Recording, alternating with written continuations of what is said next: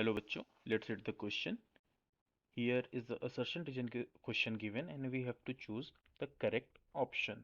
The assertion is two vectors are said to be equal if and only if they have the same magnitude and the same direction.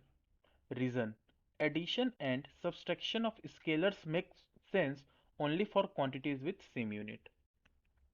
assertion सही है क्योंकि किसी भी vector में दो चीजें होती हैं.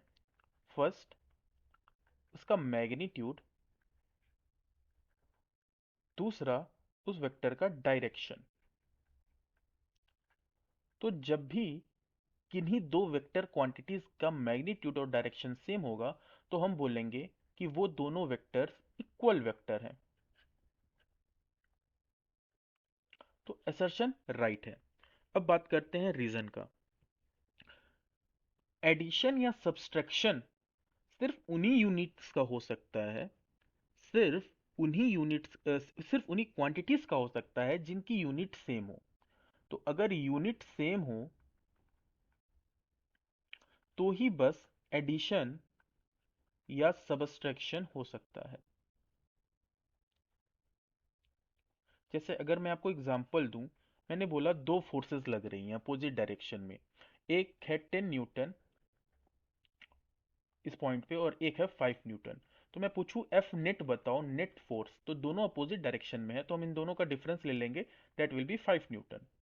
लेकिन मैं ये बोलूं कि एक वेलोसिटी है 2 मीटर पर सेकेंड और एक्सेलरेशन है 5 मीटर पर सेकेंड स्क्वायर, इन दोनों को ऐड कर दो, तो ये दोनों को ऐड या सब्सट्रैक्ट करना पॉसिबल नहीं है. हाँ, ये जरूर है कि ऐसी क्वांटिटीज जिनकी यूनिट्स अलग हैं उनका मल्टीप्लिकेशन या डिवीजन हम कर सकते हैं. जैसे मैं बोलूं फोर्स, फोर्स की वैल्यू होती है मास इनटू एक्सेलरेशन. तो मास की जो यूनिट है वो किलोग्राम होती है और एक्सेलरेशन की यूनिट होती है मीटर पर सेकेंड स्क्वायर. तो इन दोनों में मल्टीप्लिकेशन और डिवीजन पॉसिबल होता है जिनकी यूनिट्स अलग होती हैं, बट एडिशन और सब्सट्रैक्शन तभी हो सकता है जब यूनिट सेम हो. तो असर्शन भी सही है, रीजन भी सही है, लेकिन किसी भी तरीके से जो रीजन है वो असर्शन को एक्सप्लेन नहीं कर रहा है. तो करेक्ट ऑप्शन होगा B, that is if both assertion and reason are true but reason is not correct explanation of assertion. I hope you understood it well. All the best.